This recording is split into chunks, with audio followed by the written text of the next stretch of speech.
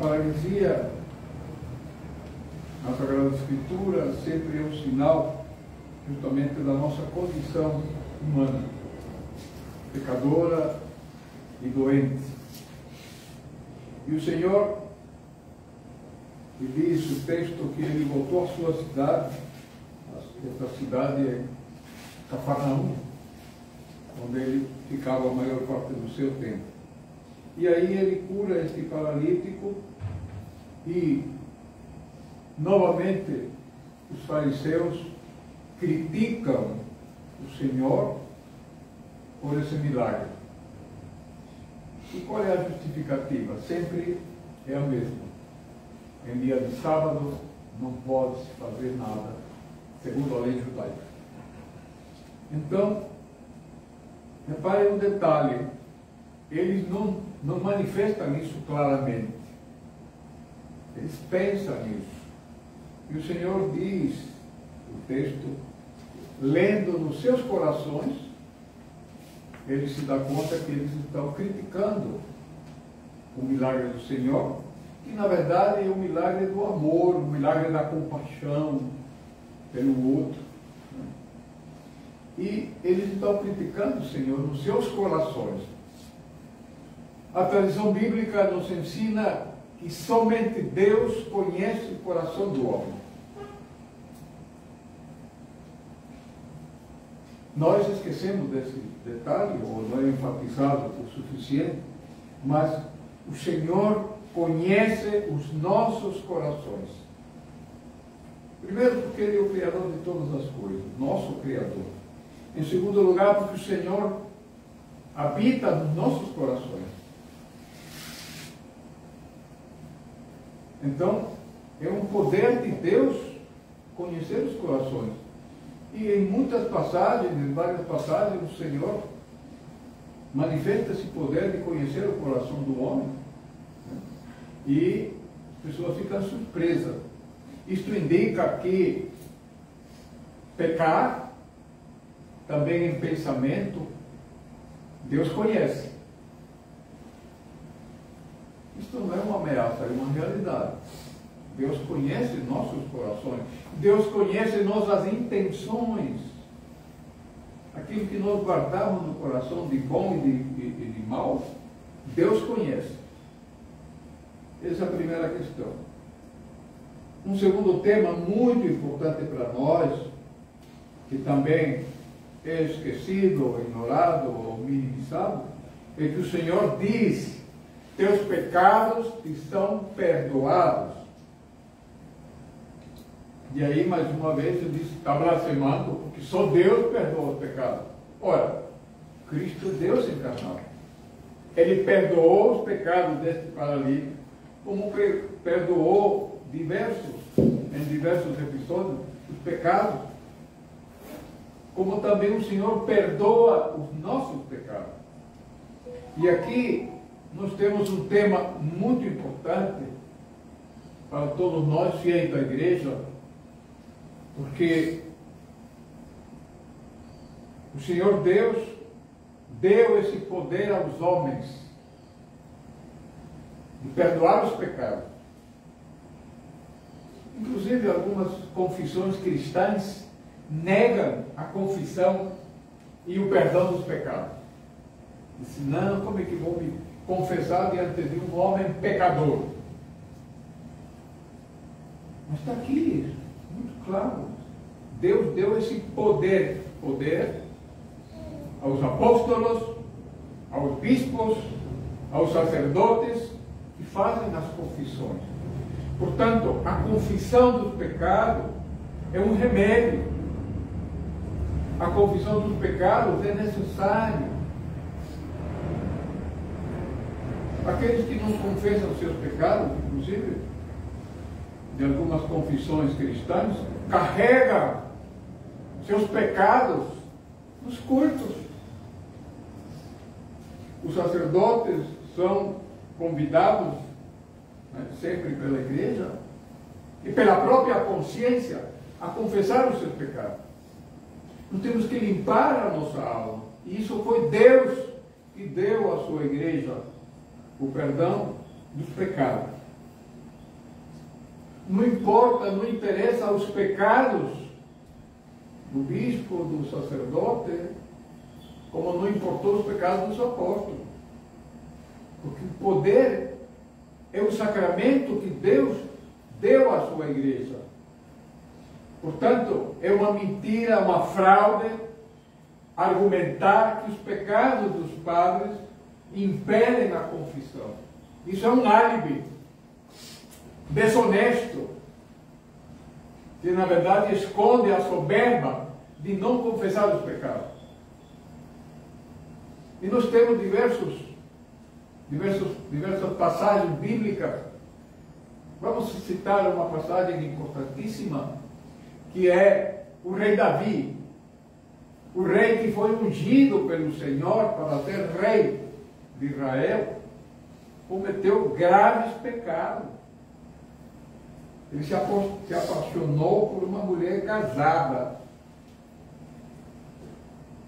adulterou com ela, e pior, encaminhou o marido dela, que era militar, para um frente de batalha onde ele faleceu. Ou seja, o rei Davi, propositadamente, o enviou à morte. Ele foi morto na batalha. Então o que acontece? O profeta Natan foi lá falar com o rei e disse-lhe, através de uma parábola, que um homem roubou uma ovelha do vizinho pobre e perguntou-lhe: o que esse homem merece? E o rei Davi disse: esse homem tem que ser condenado. Falando dos outros, né? E o profeta disse: és tu que roubaste as ovelhas do teu vizinho pobre.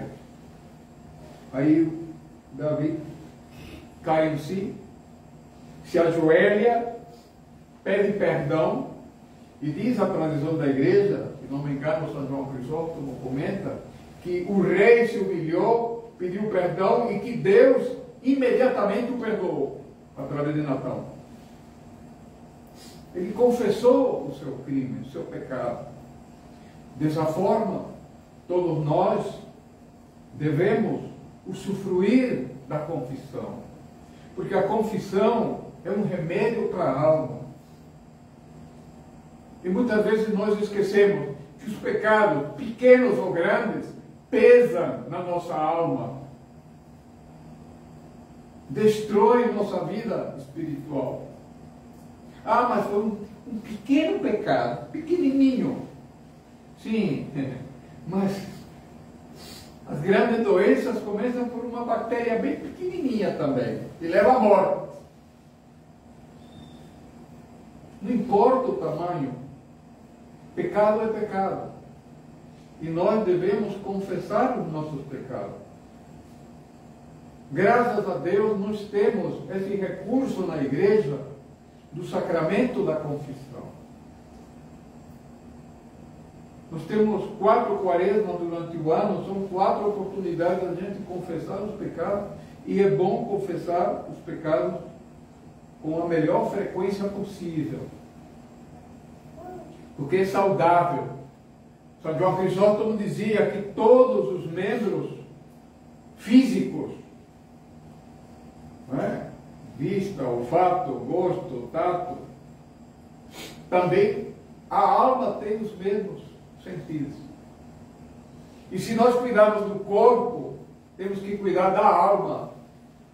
A alma também precisa tomar banho, alimentar-se, cuidar-se, ser tratada da sua doença, igual ao corpo. Portanto, o Senhor Deus, na sua infinita misericórdia, pelas nossas fraquezas, pela nossa salvação, nos dá o sacramento da confissão.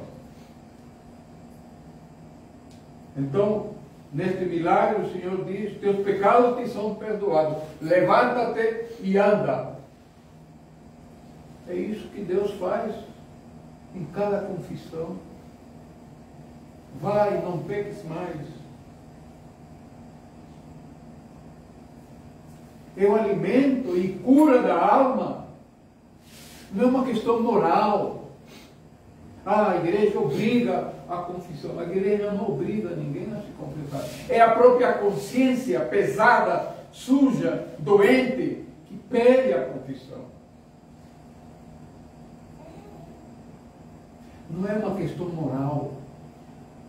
E também é. Nós não podemos ser amorais. Mas a questão fundamental é a nossa saúde espiritual. É nosso bem-estar espiritual. Né? De uma alma em paz, de uma alma tranquila, de uma alma serena, que possa olhar o milagre da vida que Deus nos dá. Não é por acaso que nestes tempos que vivemos, as pessoas vivem angustiadas, preocupadas, deprimidas, com a alma perturbada.